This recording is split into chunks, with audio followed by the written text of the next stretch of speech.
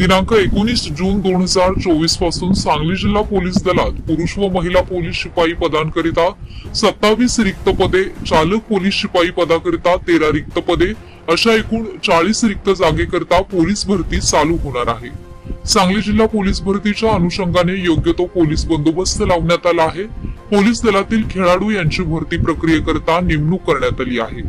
Police भरती प्रक्रियेकरिता नेमणूक करण्यात आलेल्या पोलीस अधिकारी यांची माननीय पोलीस अधीक्षक संदीप घुगे यांनी बैठक घेऊन त्यांना मार्गदर्शन करून योग्य त्या सूचना देण्यात आल्या आहेत। तसेच भरती प्रक्रियेच्या अनुषंगाने तयारी तसेच सुरक्षेच्या दृष्टीने माननीय पोलीस अधीक्षक संदीप घुगे यांनी स्वतः आढावा घेतला आहे।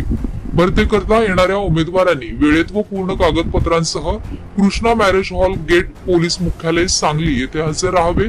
सदरची पोलीस भरती प्रक्रिया ही व्हिडिओग्राफी सीसीटीव्ही मध्ये चित्रित करून पारदर्शक पद्धतीने राबवली जाणार असल्याने उमेदवारांनी कोणत्याही आमिषाला बळी पडू नये। तसेच भरती प्रक्रियेसंदर्भात कोणताही संभ्रम निर्माण झाला असल्यास सांगली पोलीस अधीक्षक कार्यालयाशी संपर्क साधावा असे आवाहन करण्यात येत आहे।